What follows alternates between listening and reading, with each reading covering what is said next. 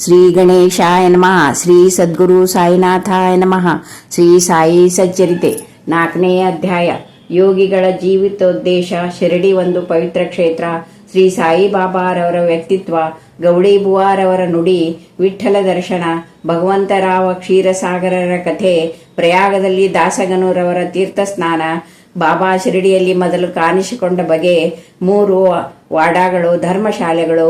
ಹಿಂದಿನ ಅಧ್ಯಾಯಗಳಲ್ಲಿ ಯಾವಾಗ ಶ್ರೀ ಸಾಯಿ ಸಚ್ಚರಿತೆಯನ್ನು ಬರೆಯಲು ಒದಗಿದ ಸಂದರ್ಭವನ್ನು ವಿವರಿಸಿದ್ದೇನೆ. ಈಗ ಈ ಅಧ್ಯಾಯದಲ್ಲಿ ಬಾಬಾರವರು ಮೊದಲು ಶಿರಡಿಯಲ್ಲಿ ಕಾಣಿಸಿಕೊಂಡ ಬಗೆಯನ್ನು ವಿವರಿಸುತ್ತೇನೆ. ಯೋಗಿಗಳ ಜೀವಿತೋದ್ದೇಶ. ಧರ್ಮವು ಅಳಿದು ಅಧರ್ಮವು ಯಾವಾಗ ತಲೆ ಎತ್ತಿ ಮೆರೆಯುತ್ತದೆಯೋ ಆಗ ನಾನು ಅವತರಿಸುತ್ತೇನೆ. ದುಷ್ಟರನ್ನು ಶಿಕ್ಷಿಸಿ ಶಿಷ್ಟರನ್ನು ರಕ್ಷಿಸಲು ಸುಗವು ಧರ್ಮವನ್ನು ಸ್ಥಾಪಿಸಲು ನಾನು ಯುಗ ಯುಗಗಳಲ್ಲಿಯೂ ಅವತರಿಸುತ್ತೇನೆ ಎಂದು ಭಗವಾನ್ ಶ್ರೀಕೃಷ್ಣ ಹೇಳಿರುತ್ತಾನೆ. ಭಗವದ್ಗೀತೆ ಅಧ್ಯಾಯ 4, 7, 8. ಪರಮಾತ್ಮನ ಉದ್ದೇಶವಿದು. ಅಂತೆಯೇ ಅವನ ಪ್ರತಿನಿಧಿಗಳಾದ ಸಾಧು ಸನ್ಯಾಸಿಗಳಾದ ಜೀವಿತೋದ್ದೇಶವೂ ಸಹ ಇದೇ ಆಗಿರುತ್ತದೆ. ಅವರು ತಮ್ಮದೇ ಆದ ಒಂದು ರೀತಿಯಿಂದ ಈ ಗುರಿಯನ್ನು ಸಾಧಿಸುತ್ತಾರೆ.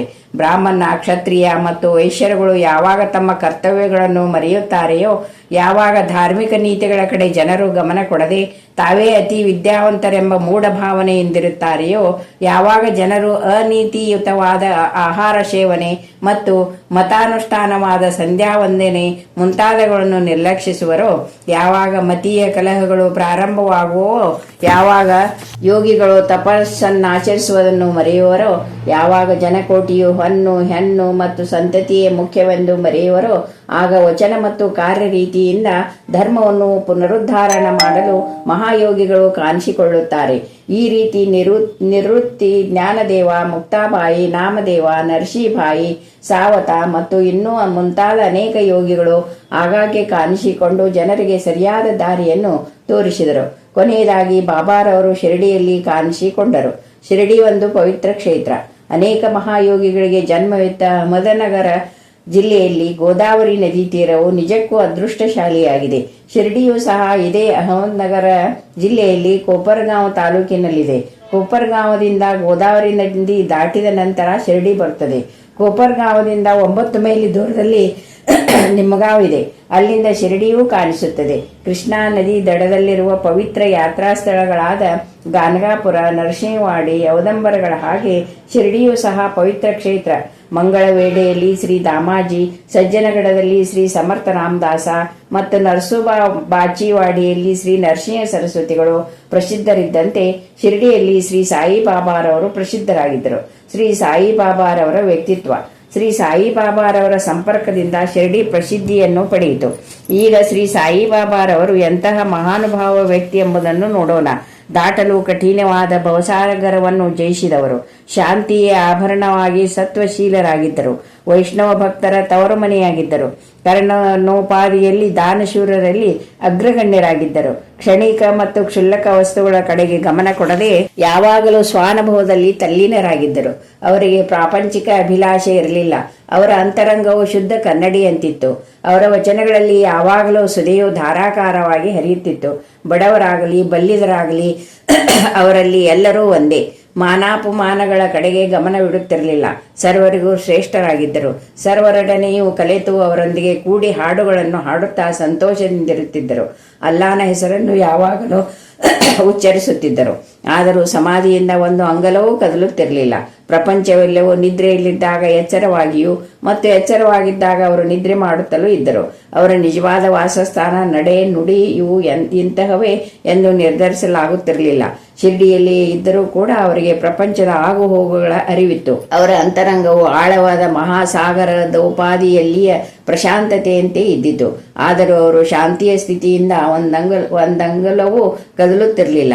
ಅವರು ಒಂದೊಂದು ಸಾರಿ ಮಸೀದಿಯ ಗೋಡೆಗೆ ಒರಗಿಕೊಂಡು ನಿಲ್ಲುತ್ತಿದ್ದರು. ಕೆಲವು ವೇಳೆ ಬೆಳಿಗ್ಗೆ, ಮಧ್ಯಾಹ್ನ ಮತ್ತು ಸಾಯಂಕಾಲ ನೆಂಡಿಗಾಗಲಿ ಚಾವಡಿಗಾಗಲಿ ಹೋಗುತ್ತಿದ್ದರು.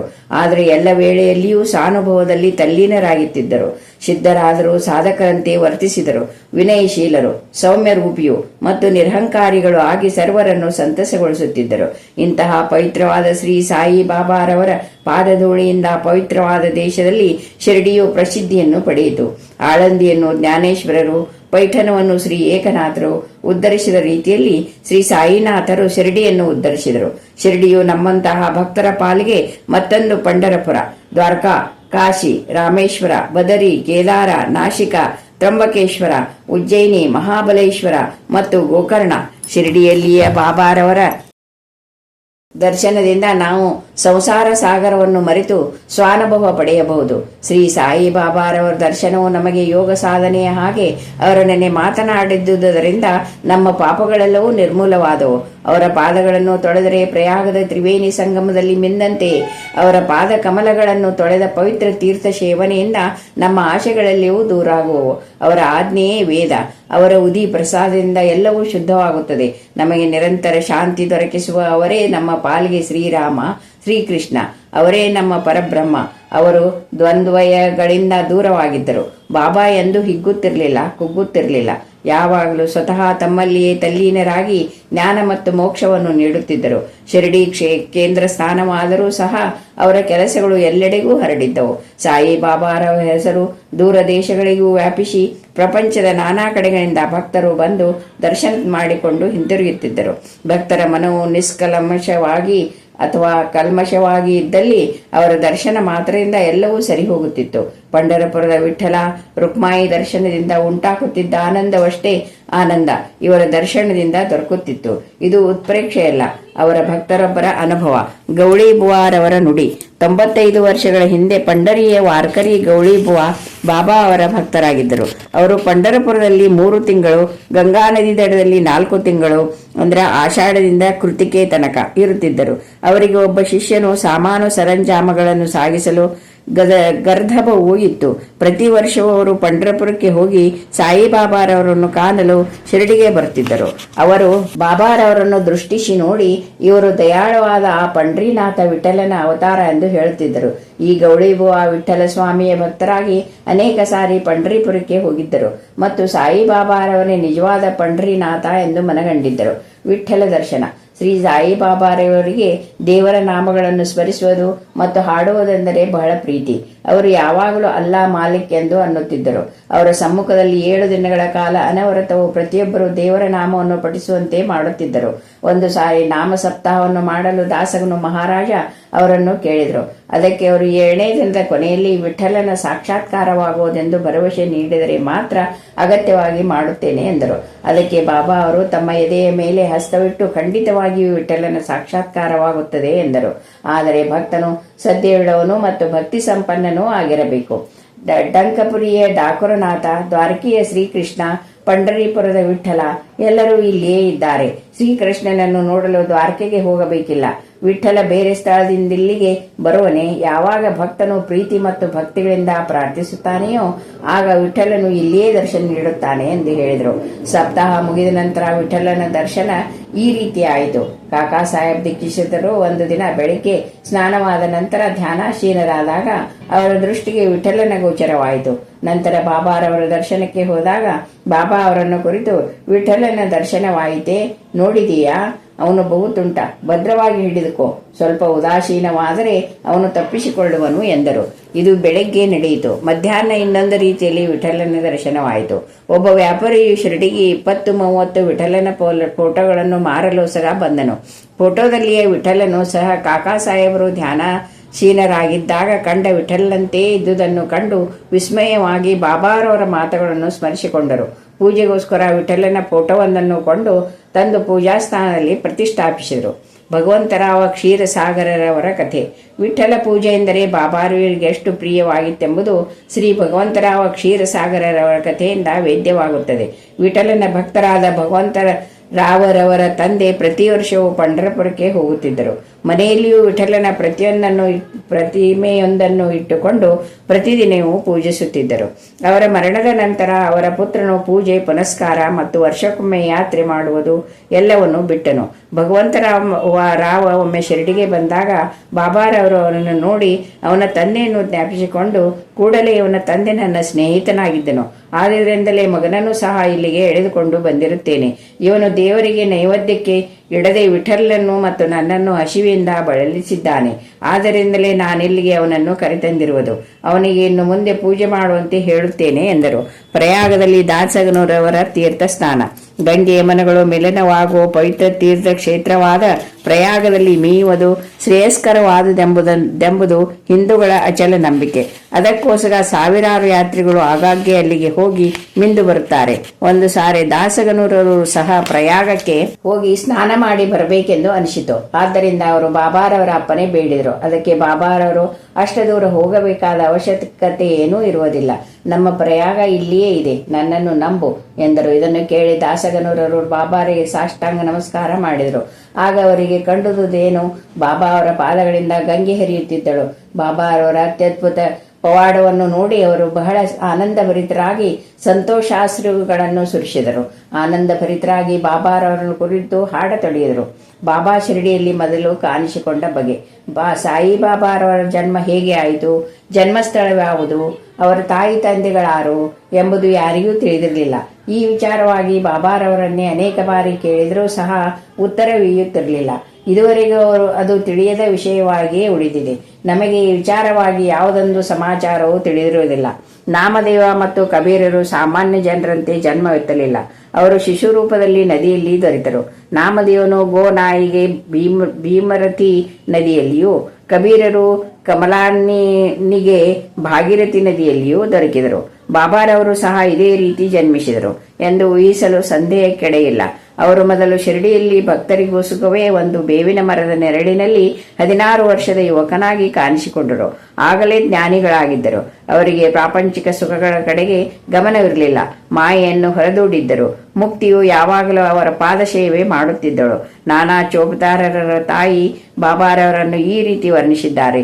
ಸುಂದರವಾಗಿಯೂ ಚಟುವಟಿಕೆ ಉಳ್ಳವನಾಗಿಯೂ ಇದ್ದ ಈ ಹುಡುಗನು ಮೊದಲು ಆಸನಾಶೀನನಾಗಿ ಬೇವಿನ ಮರದ ಕೆಳಗೆ ಕಾಣಿಸಿಕೊಂಡನು. ಬಿಸಿಲು, ಚಳಿ, ಮಳೆ, ಗಾಳಿಗಳನ್ನು ಲೆಕ್ಕಿಸದೆ ಕಠಿಣವಾದ ತಪ್ಪಿಸಿನಲ್ಲಿ ನಿರತನಾದ ಈ ಬಾಲ ಸಾಧುವನ್ನು ನೋಡಿ ಹಳ್ಳಿಯ ಜನರೆಲ್ಲರೂ ಸ್ಮಿತರಾದರು.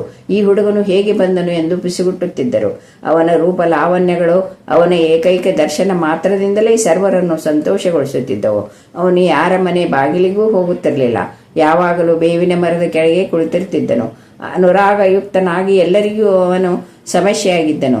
ಒಂದು ದಿನ ಖಂಡೋಬಾ ದೇವರು ಒಬ್ಬನ ಮೈಯಲ್ಲಿ ಬಂದಾಗ ಊರಿನ ಜನರು, ಹೇ ದೇವ, ಯಾವ ಪುಣ್ಯಾತ್ಮನ ಪುತ್ರನಿವನು, ಇವನಿಲ್ಲಿಗೆ ಬಂದ ಬಗೆ ಹೇಗೆ ತಿಳಿಸಿ ಎಂದು ಕೇಳಲು ಖಂಡೋಬನು, ಒಂದು ಹಾರೆಯನ್ನು ತೆಗೆದುಕೊಂಡು ಬನ್ನಿರಿ, ನಾನು ತೋರಿಸಿದ ಜಾಗದಲ್ಲಿ ಅಗೆಯಿರಿ ಎಂದು ಉತ್ತರವಿತ್ತನು.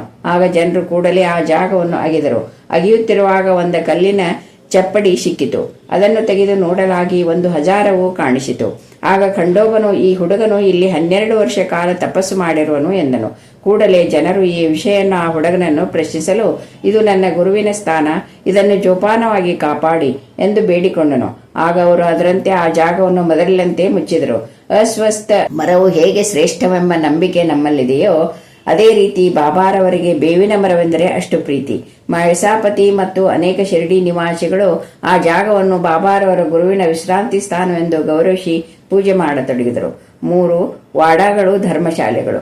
ಬೇವಿನ ಮರ ಮತ್ತು ಅದರ ಸುತ್ತಲಿನ ನಿವೇಶನಗಳನ್ನು ಶ್ರೀ ಹರಿವಿನಾಯಕ ಸಾಠೆಯವರು ಖರೀದಿಸಿ ಅಲ್ಲಿ ಸಾಠೇವಾಡ ಎಂಬ ಪ್ರವಾಸಿ ಮಂದಿರವನ್ನು ಕಟ್ಟಿಸಿದ್ದಾರೆ.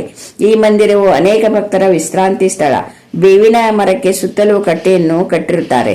ಬೇವಿನ ಮರದ ಹತ್ತಿರ ಯಾರು ಗುರುವಾರ ಮತ್ತು ಶುಕ್ರವಾರದಂದು ಧೂಪವನ್ನು ಹಾಕುತ್ತಾರೆಯೋ ಅವರಿಗೆ ದೇವರ ಅನುಗ್ರಹದಿಂದ ಶಾಂತಿ ಸುಖಗಳು ಲಭಿಸುವುದೆಂಬ ಪ್ರತೀತಿ ಇದೆ. ಈ ಮಂದಿರವು ಬಹಳ ಹಳೆಯದ್ದಾಗಿದ್ದುದರಿಂದ ಸಂಸ್ಥಾನದವರು ಅದನ್ನು ಸರಿಪಡಿಸಿ ಸ್ವಚ್ಛವಾಗಿ ಶುಚಿಯಾಗಿಟ್ಟಿರುತ್ತಾರೆ.